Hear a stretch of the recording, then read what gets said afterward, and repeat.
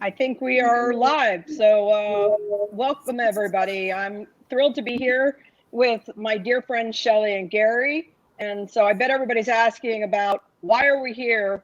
Why is Capitalize on You so important? I believe money is power. And I've always said that. I've said that to both of you. But unfortunately, women abdicate control of the pocketbook. And that's time to change. My personal mission is on equality, and equality across race, gender, age, ability, and capital is a factor. And so if we're going to change it and we're going to reach equality, we've got to reach it by educating on how you can capitalize on you. So with that, hold on, Hope. I thought we were here to create one of the most successful podcasts in the history of podcasts. I might have gotten the wrong invite. I mean, all those things are marvelous and true. I just wanted to make sure I was in the right live stream and the right podcast. Can I still stay here? Because that is a huge agenda of mine. The single most impactful podcast in the history of podcasts. Well, Gary, and I was going to jump in and say, because this is a big problem because there's two taboo words for women, money and power. So am I on the right show? Because here I am, the chick, and why don't we see women on the dollar bill? On the 1, the 10, the 20, let's go to 100. I mean, what is wrong with this picture? So Hope, thanks for setting the context. Actually, real quick, just to completely take that with this show, because I'm really excited about this. And everybody, I'm Gary Vaynerchuk. I'm unbelievably humbled to be with these two incredible women talking about something I think needs a lot more attention. Actually, for pure fun, because I think what is great about this show is we are going to go deep. And for everybody who's listening, this is really going to get into value land, and I'm excited about this being more steak than sizzle. But real quick, just for super fun, Shelley, I'll start with you and Hope I'll give you the extra few seconds to think. Who would you put on which dollar?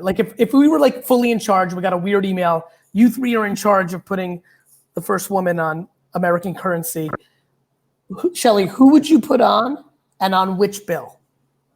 Okay, well, so thank you for asking that question, because we actually worked with the Treasury, the Secretary of Treasury, on putting a woman on the bill in the Obama administration, and it was going to be Harriet Tubman on the front of the 10. And why the 10? The 10 because the 10 will be recreated for the 100-year anniversary of women's right to vote. So it was a monumental moment for women to put her on the front of the 10. The problem was Hamilton is on the front of the 10. So we were going to be relegated to the back of the bill. And so I don't believe we belong in little JPEGs on the back. We belong on the front, and a guy can move over for a little while for us to take the front. We were going to be pushed to the 20. The 20 is the bill that is in ATM machines, so it's the most popular bill. But I think now that has been delayed once again with this administration. So Harriet Tubman. On the 10. On the 10. Hope. I love that. Okay, so I'm going to start from a totally different angle. I wrote my college essay about Queen Elizabeth I as this absolute, woman leader. We don't have that. We haven't had that, and let's just hope we do soon. And so I would have actually always gone for the woman queen. We don't have that, but I'm also on the other side of my life is fighting for the unsungs, all the women you don't know. I joke and I say about the women of Hidden Figures. They did the work before the movie came out. Okay, those are people that I also want on every bill. And we've got to get women into the role of power, into the monetary role of power and recognition. But so I would start them. I start them on the 1 because that's the bill that's used the most. I think it's going out of style. I think currency, by the way, is going out of style. We can have another conversation about that. We have a lot of episodes to get into that. Exactly. Yeah. But Gary, who would you put? I was thinking about it as you were talking. I was like, are we going to move to the next thing, or one of two of you going to ask? I think in a lot of different terms. Like Rosa Parks was a name I was thinking a lot about because it kind of mixes the two answers you guys gave, and that's where I think I play a little bit. Meaning, I like where you went, Hope, because I think in general I'm very similar. Like I think a lot about my life and why do I do operations? I have all this leverage. I'm in the prime of my career, and silliest thing I actually do is actually run the business that I run from the standpoint of there's a lot of other people that are incredible at operations. And what I, was luckily in the DNA game given, that's a harder, rarer trait. But I just enjoy the operations part. It's the unsung part of me that I've operated businesses. It's why I wanted to do this when I was talking to you two, because I think this show is going to deal with a lot of practicality. And I think practicality is very underrated. And I think what Rosa Parks did was just a very practical, real life thing. She wasn't a queen, which is amazing. And obviously that was a very progressive queen. She was just a normal human being living her life and was just at a place where like, hey, I don't think this makes sense, which very speaks to my heart, because basically I just navigate life trying to figure out what does and doesn't make sense to me. And it's bodes well. So I think, the $5 bill, 5 is my favorite number. That's why I always put up the photo with my hand like this since I take so many selfies. 5 is the number on the Jets jersey that my mom sewed to me. So I would put on the $5 bill and I would go with Rosa Parks because I think a very simple act that I'm sure was done many, many other times by people that were suppressed during that time. That was the right moment that caught the consciousness. And here we are. Just think about the nature of it. A regular human being did something again that I think happened many other. I don't think she was the first Black woman or Black male that said, I'm not moving. It's just the one. It's the one that's sat. And I like that. It speaks to my underdog nature. It definitely speaks to what I think Hope is very right on, which is there's an ungodly amount of people doing it today. And so that's where I would go with Rosa Parks on the 5. But it's interesting when you talk about how much you love the operational side, because you're not someone that sits still for very long and you are very non-operational. You're always creating your own rules, which is why I think you also love Rosa Parks, because she was a non-conformist. Yeah, and I'm practical after you break the system. And I think that's that's a really nice segue to what I think we're doing here, and I'll let Hope continue to take the lead. Obviously, I'm the guy host on here, but like for me, what is so powerful is practicality is underrated. And I think on this subject matter, this is what has always attracted me to Hope's message around this through the last decade, is the practicality of the relationship of money and women is fascinating to me and sits in that place of like what's happening in the subconscious. This is why I love branding, right? We talk about subconscious bias and the political things, but I think about subconscious decision-making. It's what I do well in marketing. And I think like what I hope this is a seed. My great dream of this is that there's somebody that's listening to this, maybe the 3rd episode, and she or he for that matter is just driving along or running on a treadmill. And this series becomes the seed to that person's life work. And that person becomes the person that operationalizes a massive change. And by the way, my hope is that there's 13 people, not just one.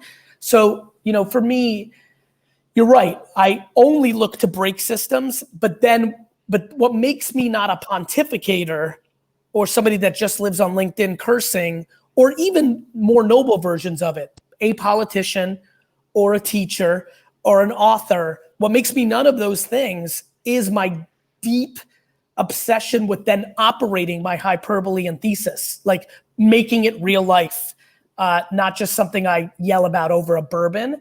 So that's kind of like, I'm very excited about this endeavor. I'm so honored to be on this with you two. Well, Gary, the whole thing is you walk the walk. You always have.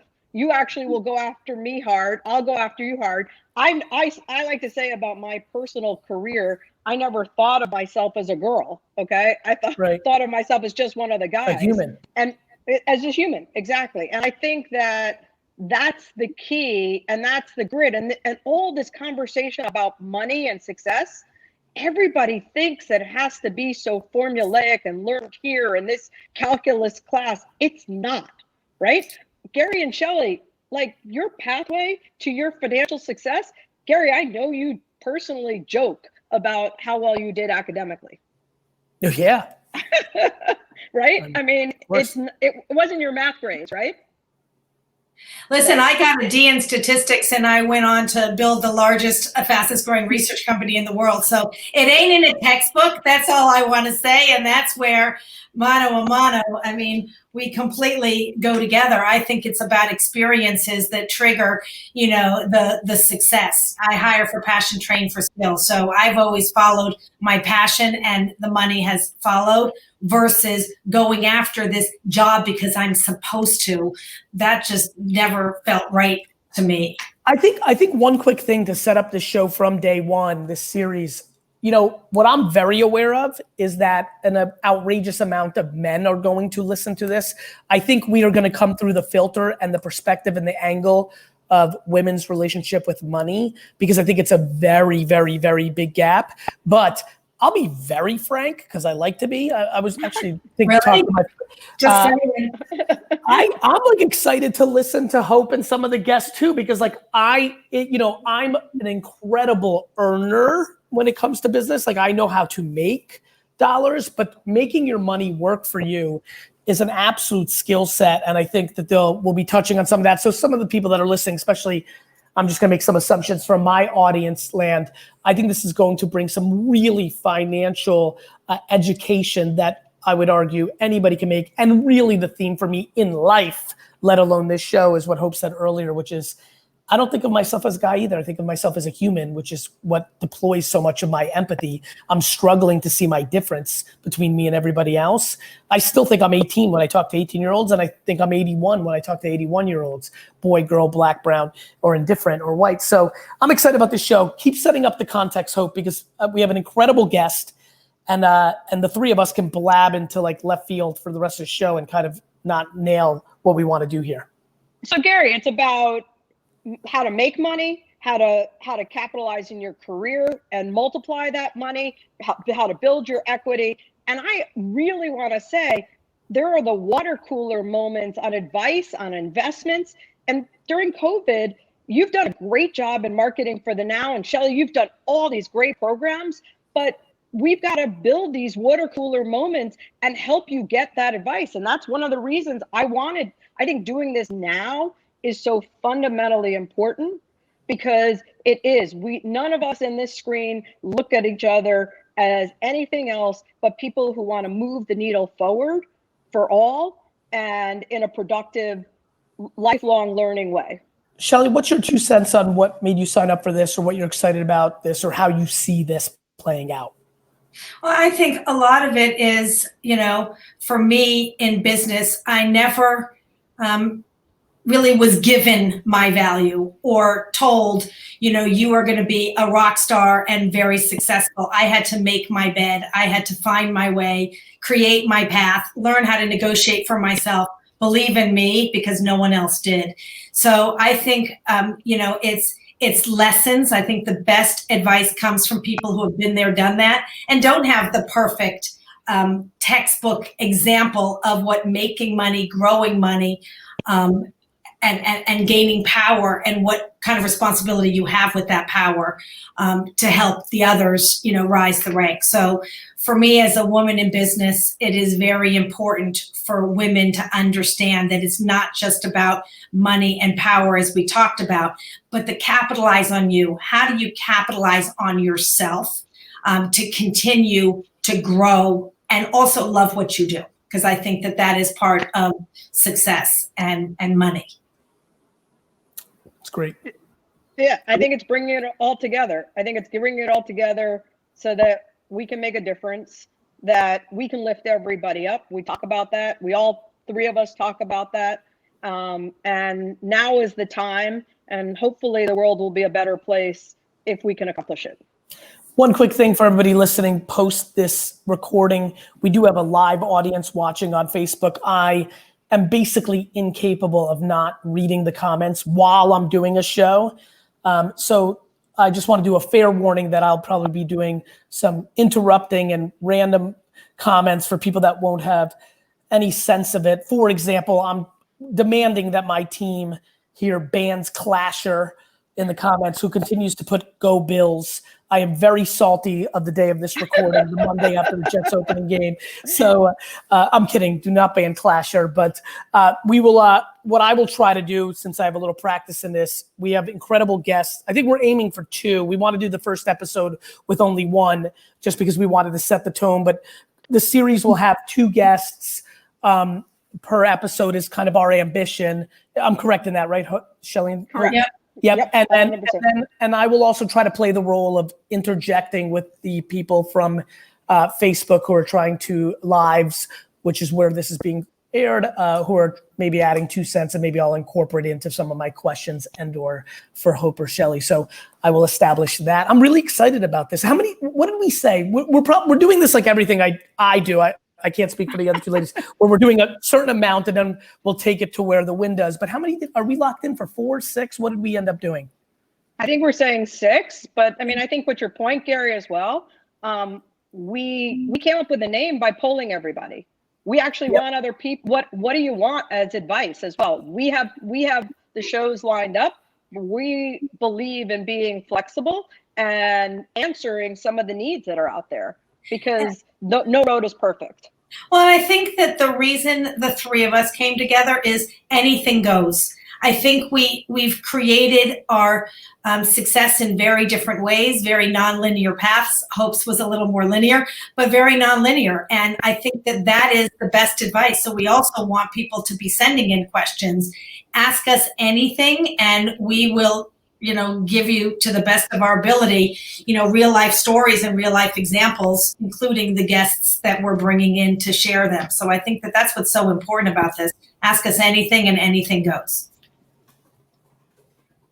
No holds barred. And anybody who knows any one of the 3 of us knows that we will ask each other tough questions, and we will answer them authentically, because that's what matters. That's what helps the discussion. And again, going back to my view on women and girls and money, they didn't ask the question, and because they're afraid.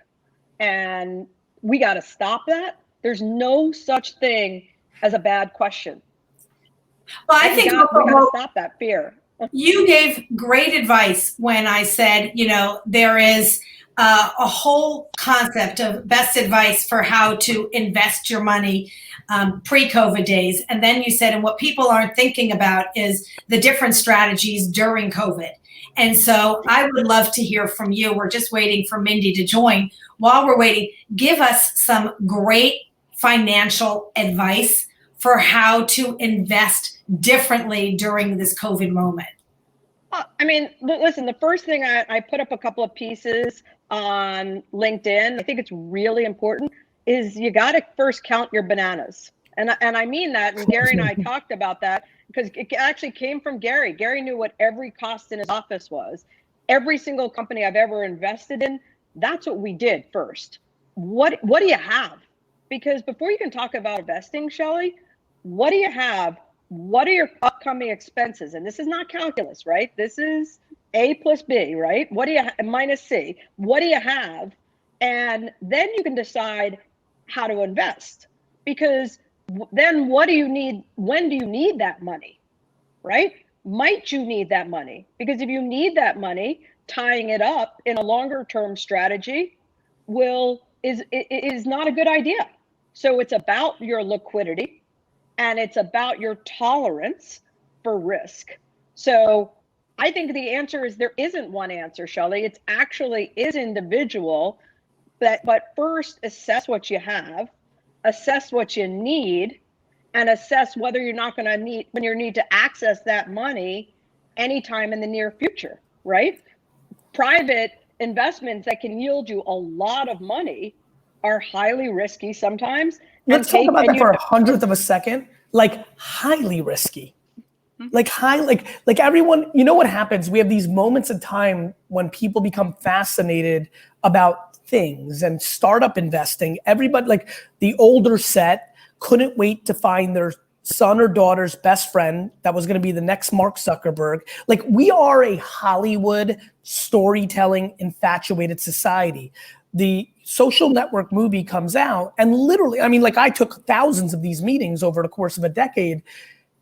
regular businessmen and women reached out to me because I'd come from a regular business before I got into the Silicon Valley stuff. And like the smartest, most conservative guys and gals I knew from the liquor business, mainly guys, would say things like, hey, I want to put 100K into a startup. Do you know any Mark Zuckerberg like that? I'm like, do you understand the math around Facebook? Stop. Like 98% likelihood, 99% likelihood that you're about to put 100, especially at that time. Like I would argue that post this pandemic, if things get tighter, like I haven't, and hope you know this, I haven't really invested in startups the last 3 or 4 years. And oh, by the way, the ones I have, I've done extremely well because it's back to what I did the first time with Facebook, Tumblr, and Twitter for me, where I believe in Ev Williams, I believe in Mark Zuckerberg, I believe in David Karp, I believe in the traction they already have, tens of millions of users, not, oh, this person went to a good college, seems smart, and I subjectively like this idea with no context, do they have the stomach to be an entrepreneur? And that's what I went back to. Like I just had a very large exit with Liquid IV, Unilever just bought. Like I didn't even want to invest in Brandon's company. It was just so obvious to me that this kid was going to win, right? It's what happened with me with Micmac. I keep doubling down on Rachel Tipograph. Sometimes I just can't help it because it's so obvious to me about the human. But yeah, I mean, for everybody who's watching right now, investing, I just think that this is what I want to get into because I know what Hope and Shelley bring to the table, and I think what I'm going to be watching and doing more listening than normal is like, when can I inject like now? Like right now, the point is this. No, it is not highly risky. It is almost guaranteed that you will lose money if you invest in a startup. Correct.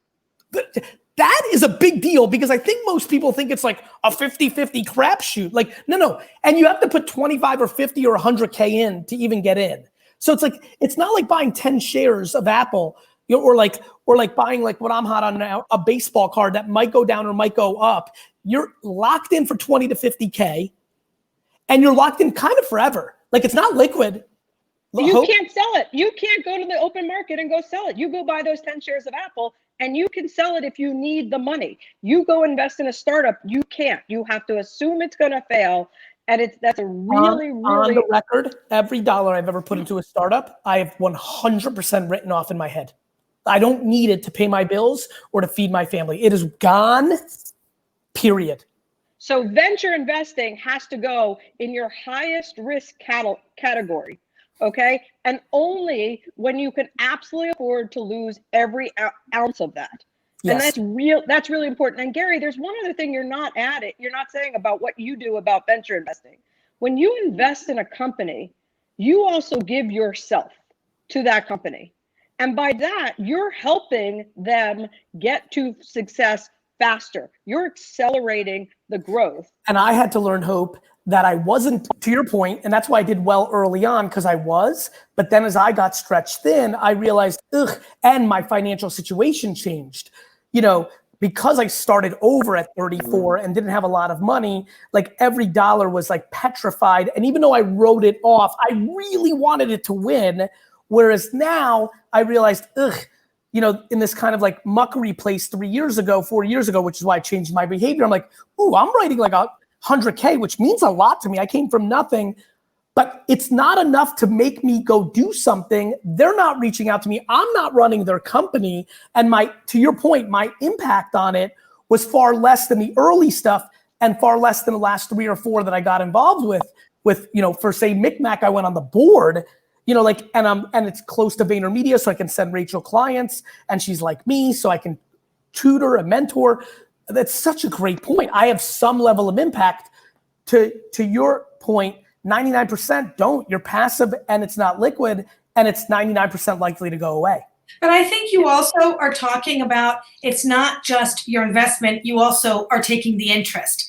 Like when you have an interest in the company and in the people, that's when you unlock your magic. It's not just a passive investment that you watch. But self-awareness. One of the things that I really want to talk about, and I'm going to let you two take over, is like and of course we're talking generalizations. So like, let there be no confusion. Every human's different. But when we think about this show, especially from the female lens, I think one thing I look for a lot is self-esteem and self-awareness, right? And I do think that is something that everybody who's listening now needs to think about. To your point, Shelley, like for me, what I realize is, oh, right, when I see a scrappy kid, it's why I unfairly razz, Ivy League kids. They're just as likely to win. It doesn't speak to my soul the same way because it's not who I am. To your point, Shelley, it took me time to realize, ooh, this is what I'm attracted to. The internet kids that I was investing in 2005 and 6, they were the underdogs. Right. 100%. They were nerds. It wasn't cool. Nobody believed. Now it's completely in the other chasm, which is why I've lost my spirit for it. So for everybody who's listening, find what your spirit is, because that's going to allow you to go deeper. 100%. 100%. Listen, we have an amazing guest, Hope, that we're going to bring in right now. I would love to welcome Mindy Grossman, who is the CEO of WW. Hi, guys. So it was like the Mindy. perfect clue as Gary was going on, Gary V, about the people we believe in and the people that can build a business, drive a business, not just inherit one, but create one based on passion and power and money and all of those things. There is no one better to reflect those values than you, Mindy. We are so excited to have you here. Thank you. And Gary, I love what you just said about self-esteem and self-awareness. I always say, particularly to women, self-awareness is your greatest superpower. And it's just so important. And that belief in yourself comes from extreme awareness. But Mindy, where did that extreme awareness for you? Was there a pivot moment? Was there one of those heartbeat moments that you had that said, because you've risen the ranks, you've won every accolade of most powerful women on, Fortune, Forbes, on, and everything. Was there a moment in your career that you found that confidence kind of emanated from you? You said, I got this and I can do anything. I think it's been a journey. I think it's been a journey that's really built. I took a risk very early in my career. I was supposed to be a lawyer. I was supposed to get married. And at the last minute in my last semester at college, and I had started college at 16, I just decided to change my life. And I moved to New York at 20 in 1977, broke my engagement, decided not to go to law school, and said, I'm going to figure it out. So I always say not taking the risk would have been riskier. So it definitely gave me the confidence in a lot of what I did. But when I moved to New York, I had no finances. I didn't have, parental support. They didn't have the wherewithal. And so it was really about my taking care of myself. And I would say that the one thing in the first few years that I didn't do enough of was think about security. It was, spend what you have. And then as I got older and I really understood the business skills, I said, I'm not applying my business skills to my personal life. And I need to be as focused, as educated and aware as I am in business in my personal finances. And that was a big moment for me. And then when I got married, I'm married to a mathematical physicist who is a financial expert, right? But I wasn't going to abdicate my intentions, my right, and my understanding of where I wanted to go with finances. So we've been partners in this journey the whole time. And I think one of the wake-up calls for me is I had a girlfriend who very sadly, her husband all of a sudden died on the racquetball court. And she had no idea where anything was, their finances, what their status was. And I remember saying that should happen to no one. You should be the owner of what it is your goals are and everything else. Now, that doesn't mean you can't have a partner, but you need to be as educated, informed. You need to make the right decisions, whether they be about an investment or whether they be about what you want to save versus what you want to make. And Hope, I was listening to you as well earlier. Everything is individual, whether it's the level of risk or what you're comfortable with and what your joint plans are. And so throughout our relationship, even to this day, we are both very involved in whatever decisions that we're making together. And we certainly have our own individual investment decisions. And the other point you made that I thought was really smart is any startup investment I make, I assume I'm going to get nothing back. Mm-hmm. Now, I do it because I believe in the That people, you might just win. like That Gary you might believed win. in Rachel, Mm-hmm. right? You believe in the person and you will lend your support. So, I made the decision to start investing in some early stage women founded businesses and said, I can give them, capital, but I can also give them support. Mm-hmm. And so if it works, great. And if not, I've done my best to help support the investment. Mindy, real quick, you've played at the highest levels of business in this world.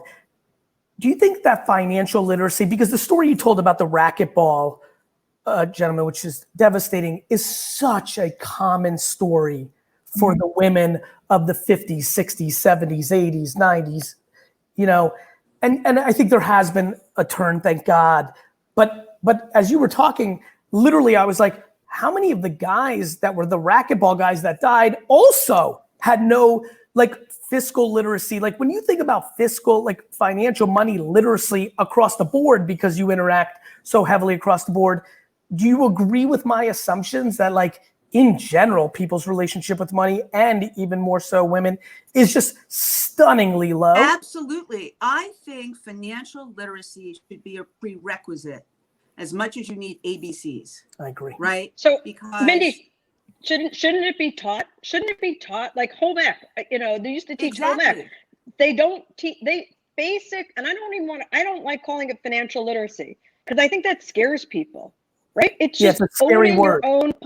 It's a scary word, right? Can we call it know what to do with your fucking money? Literature and philosophy. I think that's good. We should put that in high school education. And I didn't even have the certain other classes I need to take. And for example, when I really went into business and started up the ranks and really owning P&Ls, I said, I really need to be further educated. And I went to take the executive program at Harvard, right? So why are we educating ourselves about the business and we're not spending as much time educating ourselves about our financial future? And you need to do both. And I so agree, it needs to be, whatever you want to call the curricula, it needs to be a prerequisite. And that's the whole thing. So you actually took the initiative to go and lifelong learner, go and understand it better, right? You took that, but we've got to help people understand that they've got to do it earlier. This is not calculus, right? This is not complicated math, right? You don't have to move from a balance sheet to a cash flow. I always joke around, having that class would have done more for most people than calculus. But I'm married to a mathematician, so he gets a little upset when I say that. But I also think having that class with contextual real life experiences also helps a lot. If you just read it in isolation in a book, would you really have gained the same value as having to live and breathe managing cash flow and liquidity and investment and all of that? And I do think that particularly for women, we need to educate ourselves to have the confidence to make the investment decisions. And I'm sure you've brought it up all the time. We make 90% of the purchase decisions and just a small percentage of the investment decisions. And women need to be better advocates for themselves and not abdicate their responsibility, because it's so critical. Even if you're partnering, but let's say you're just building what you need in your career and what you want in your life, setting those goals and having those plans and understanding the risks that you're open to taking, and what investment decisions at some point do you need to start thinking about. That's education. So Mindy, I couldn't agree. And you also talked about coming out and in from college. I too didn't get married the first time, so to speak. I walked away, and you have to own it yourself, right? And that sends you, and Gary, you talk often Can I ask Hope? I'm sorry to interrupt you. The fact that you and Mindy have this shared experience, this, I love. I love. By the way. You too, Shell? Yep. This is just really interesting to me because I think all the good for me has been under social studies and history. Very simple question. Was that commonly happening for strong women in your generation? Like, was that like something that, you and your other look at the three of you of what ended up happening. Did you see that behavior happening was that happening quite a bit at that time? Or did a lot of people end up going into those marriages and then get into divorces or just live those unhappy lives because they were the alpha and that was what you were supposed to do, and the supposed to you had enough juice and a lot of women made that decision because people were getting married so much younger also in that era. Just I'm very curious from a social studies standpoint because it might even help one listener today going through. Yeah, I mean, I think for me, I was adopted, and I was always told that I'd been given this gift, so I took it very seriously. So I definitely rushed to get through to prove something because I wanted to be able to then use that gift, right? So I was very serious, and I thought I had to be on a certain timeline. And that's when I really had the revelation that it's not a timeline. It has to be right. And you have to be passionate. You have to be purposeful. You have to be fulfilled. And that is ultimately what's going to allow you to have impact. And, I finally got married, 9 years after that. But I think sometimes first you need the time to get that self-awareness of what you really need.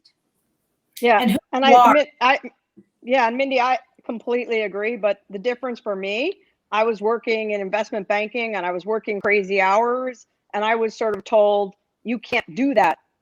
And I'm like, I can't do that?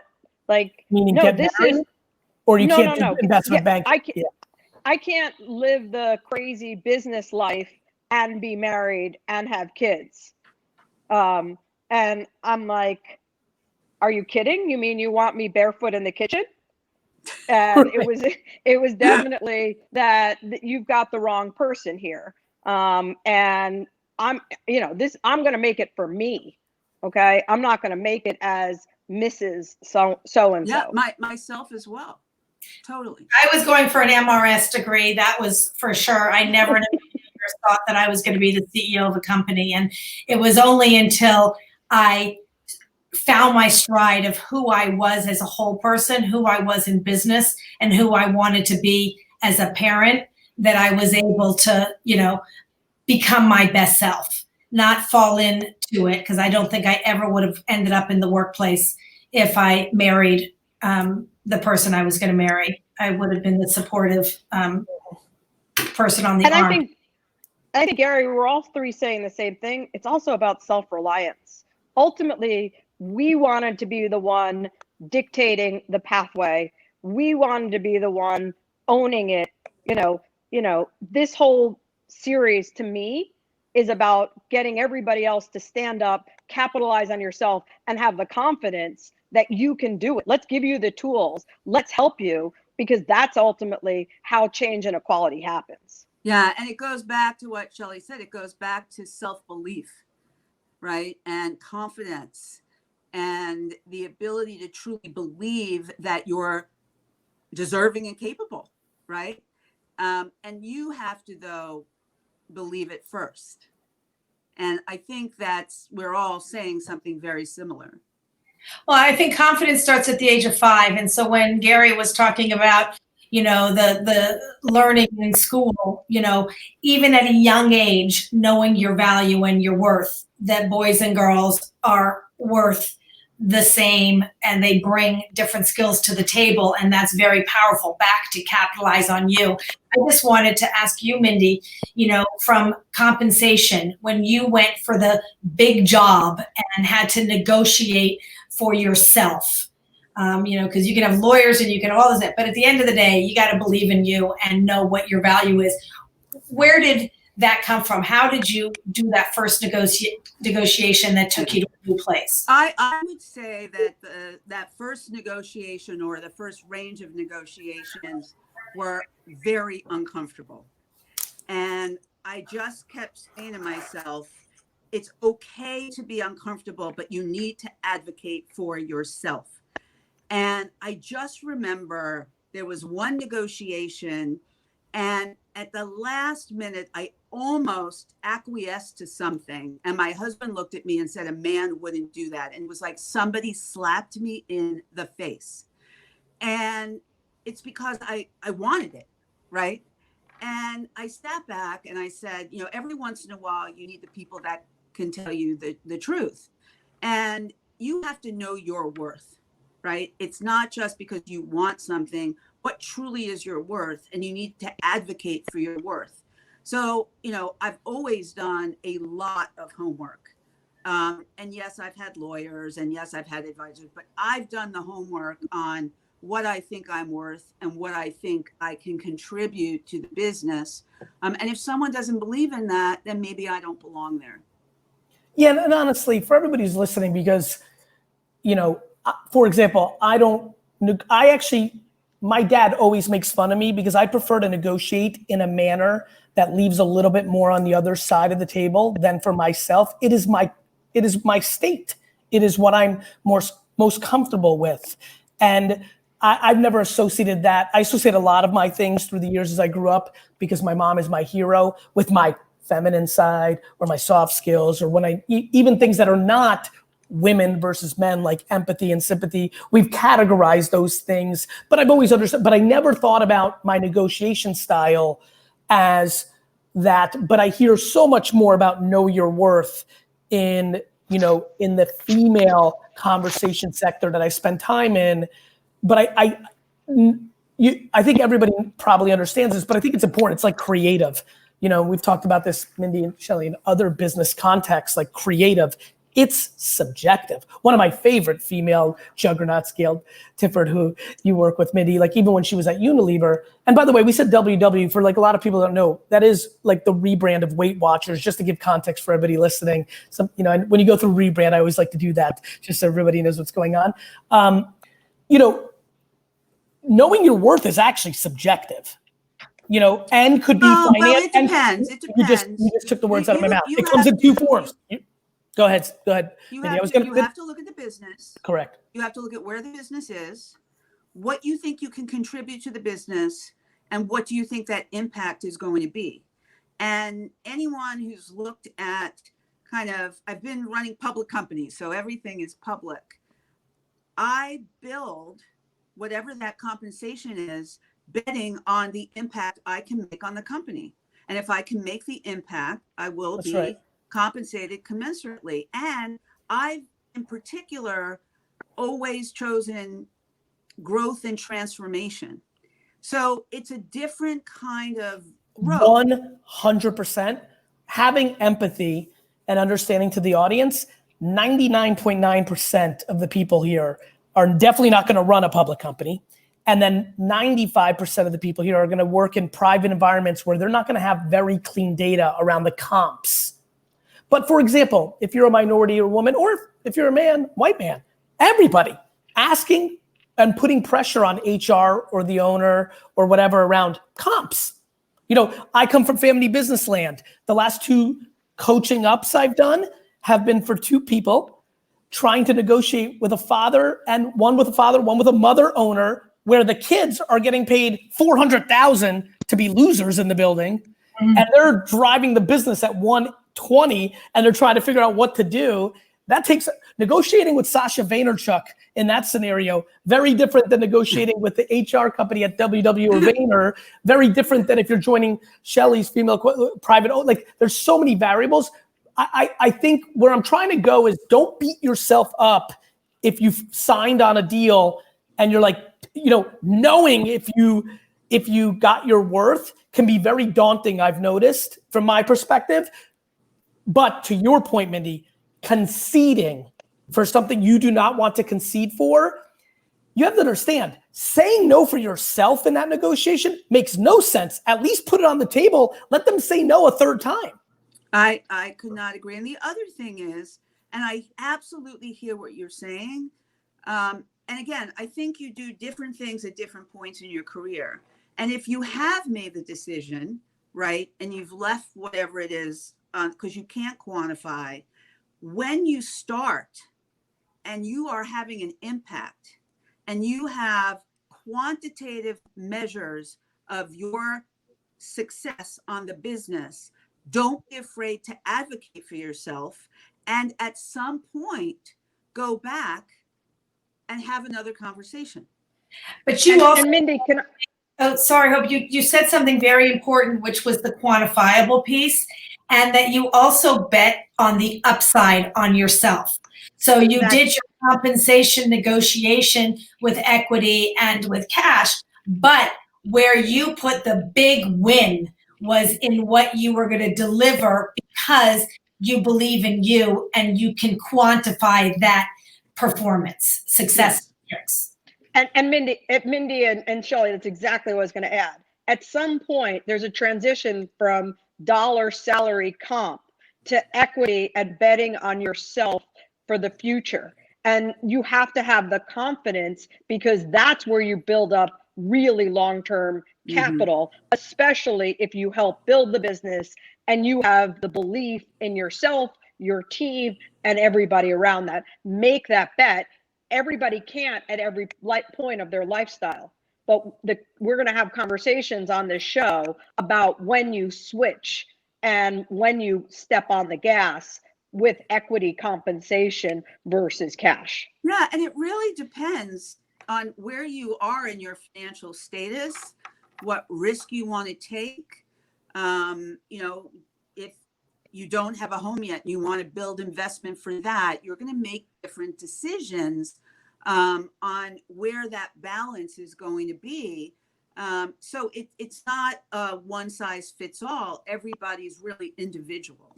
Can I open up the forum for a second? I want all three of you to speak to this. Cynthia says, this is not speaking to the women who has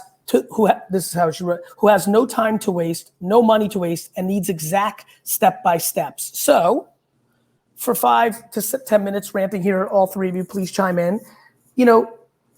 What do we say to Cynthia, who leaves that comment right now on Facebook Live, of like, what is kind of some step-by-step 101s for someone who's concerned about time, concerned about having or just maybe just a tiny bit of money working for her? Thoughts on some scenarios you've seen and maybe some practical tips of starting points?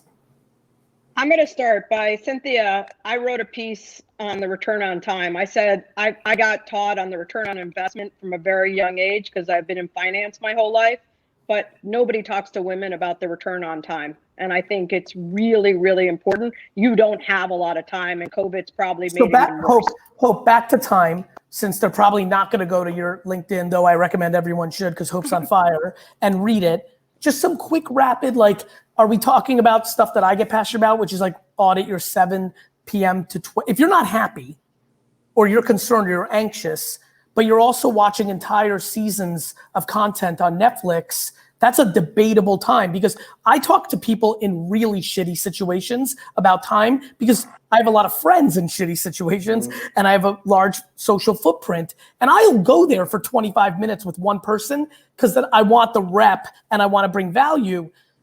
Even the ones that are in the most I don't have time, when you really go there, I understand you have 3 kids, 1 job, single parent, you really go there, you get into this incredible debate of one's need for a little bit of escapism on a Tuesday night when they're fried, and the opportunity to do something with that hour and a half at night that may get you out of the hamster wheel.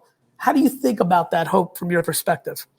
Well, so it goes back to Mindy went and took this Harvard class, right? Now, not everybody's going to take that Harvard class. There is plenty of material online to get a little bit of financial education. And one of the things that I am desperately hoping that this is going to do as we roll out these guests is give you in short snippets really good advice on how to learn about investing, risk, HR, asking for more. And so the little things you can do every day, even if you take 15 minutes. Gary, you actually joked with me about exercise about this, right? You know, you got to get your head in the game and, you know, give 15 minutes extras. How do we take 15 minutes a day to learn? I don't have time is the great excuse of people that don't want to do. It is also the sheer reality to a very small percent of people that have had incredible adversity in their lives. They're both can be true, but I speak a lot of times to the 94% because the 6% need a totally different piece of content. Let there be no confusion. I don't have time is one of the easiest things to audit when somebody's completely full of shit. What they're saying oftentimes is, I'm not motivated to do something I don't enjoy. This goes back to self-awareness. All of us really got hot on that because but you also have to think of this as another form of self-care. Absolutely. Your financial security is self-care. So I think assessing and having a deep knowledge of where you are at the moment, and then setting a goal that's definable. And when I say realistic, you know, I find that what too many people do is they go to set a goal and it's like, right, something. I'm going to be Beyonce and create $1 billion makeup brand. I think goal steps along the way, so you at least feel that you've accomplished something when you hit that first. And it doesn't have to be big. Maybe it's just a change in behavior. Maybe it's just a shift in focus. You know, it could be any of those things, but I am an obsessive list maker. I always have been, whether it's, you know, what do I want in my next, you know, career move? You know, what do I want in my life? And I find it very, very helpful because I have something I can really refer to when I can be distracted. It keeps one focused on what really the priorities are. And you need to that's where you need to take the time. And that's what I mean by the form of self-care. And I think time is money, and you need to prioritize and you need to focus because you can't do it all every day, all the time. You have one life with 5 dimensions. You have your career, you have your family, you have your community, you have your friends, and the 5th is yourself. And you can't forget about that bucket. And, you know, I have a no regret policy. I always look forward and I never want to look back and say shoulda, woulda, coulda. Totally. I think forward and act in the moment. Every day is a new day with choices. Time is choice. How do you want to spend your time and be thoughtful? And you can't do all 5 dimensions all the time. It's based on your life stages and where you are. So pick and choose where your priorities are, where your focus are, and then allocate your time accordingly. So you never use excuses that you don't have time. We all have time, you got to make it. Where you layer self-awareness, because Mindy's point is so important. It's such, please everybody listen.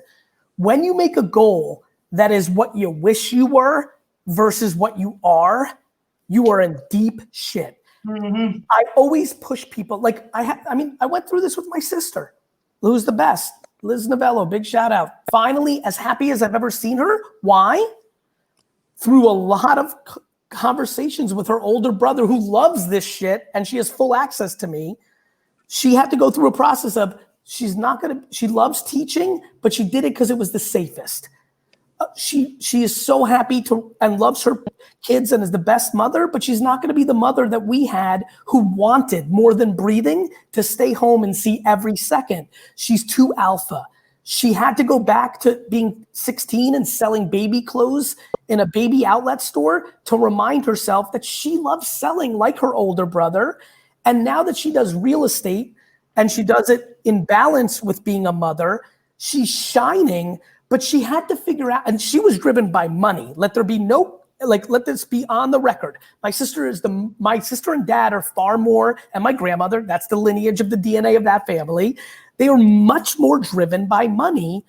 And what I tried to explain to her is like, look, my passion led to something that did money, but I could have very easily, if the DNA was different, if my passion was art, I might have done something that did not make me as much money because I'm in it for the game. You, my sister, you are in it for the money. Take a step back, be self-aware. And real estate is a game that this is back to the question of like, what's the step-by-step? Step one, what's the most likely fucking thing you can do that will give you money? You the human. Are you a worker bee?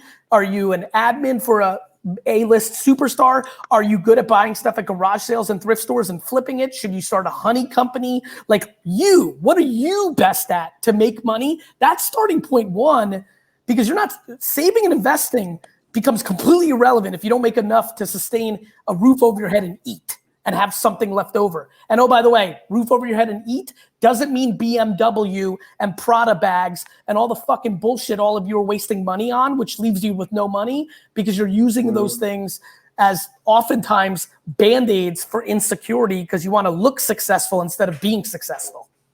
Well, I think part of it is identifying.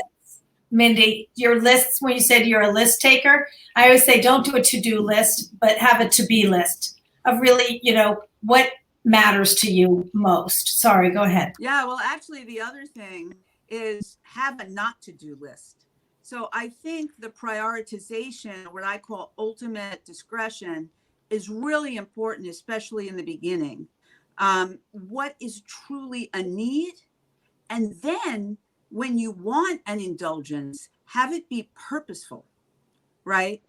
And, I've gone through those processes and, I think that, over the course of time, compared to, when I was my very younger self, Gary, when I just wanted, stuff, I was working, I was making money. I'm completely opposite now, where I'm very purposeful about those things that are going to be important in my life. And, and that's when I talk to younger women or younger people, I said, the earlier you can start doing that, the more fulfilled you will actually be, because the things you choose to do are going to be that much more meaningful to you. Well, it's the WWA. Eat healthy and purposely save the last 3 points for something yummy. Hope we got a wrap. Exactly. You want to wrap? So, listen, first of all, this has been great. And I believe, Mindy, I couldn't agree more about purpose. Gary and I met on a nonprofit board. It's all, it's not about buying for yourself. It's about being a giver. So I think that's an unbelievable way to close. And I also think it's about systems. It's about reaching out to other people. Today's world of social media, we're all on it. We're all available. Reach out. If you need help, if you need help, reach out, ask for a specific thing, find your sponsors. This is the beginning of a conversation that is so unbelievably important to me. I think to all of us here, it's about capitalizing on you and all the toolkits we can give you for success.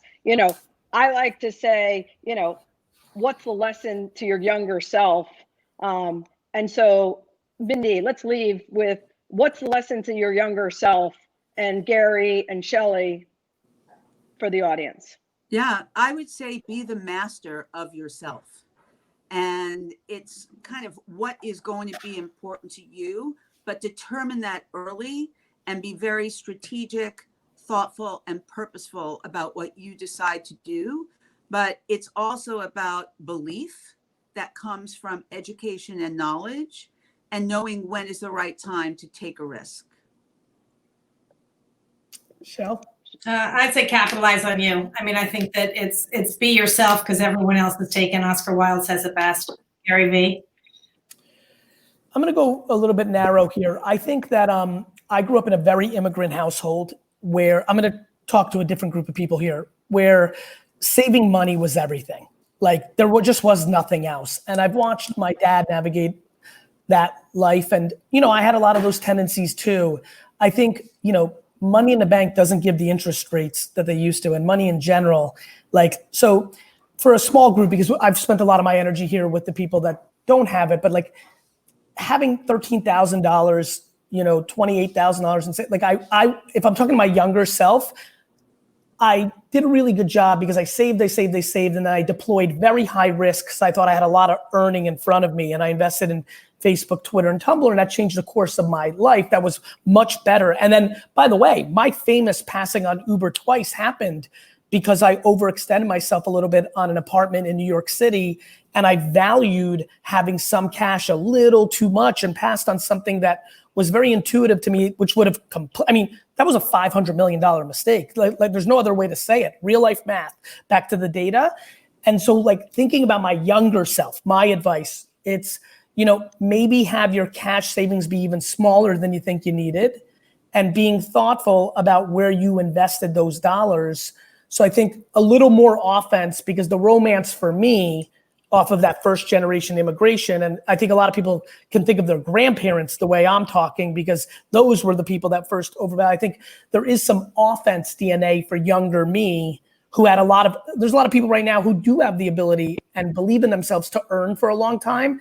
And if that's the case, you should be thoughtful about how you invest and have a mix of smart investing and probably some high risk, because cash in bank surely gets really less sexy for somebody that was like me, and I overvalued it a lot of parts of my career. So that's the specific narrow one to me. Cash under the mattress doesn't go very far either. Yeah, now that also still means like I will go to the grave with a certain number. That's my personal number of like true like Armageddon and like take the cash and run. So I still have that. But the bottom line is we all need to learn. We all need to figure out what works for us, what kind of financial situation, how hungry are we? Everybody's different.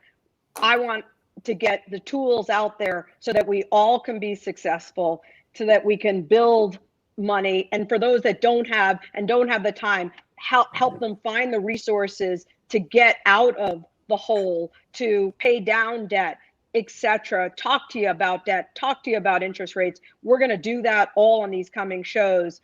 But the bottom line is we truly believe that building and capitalizing on you can make a huge difference in the future. And that's why we're all here. Mindy, thank you. It was absolutely great. No, I think what to you're my partners, doing Gary is and just Shelley. so important, and it's going to be such a valuable asset to so many, and more now than ever. Thank you. And you were our first guest. You just opened up Honored. the door for so many more. Thank you, everyone. Thank you. Thanks everyone for making a difference. Bye everyone. Good luck. Thanks. Thank you. Thanks, Mindy. Great job, Thanks, everyone. Mindy.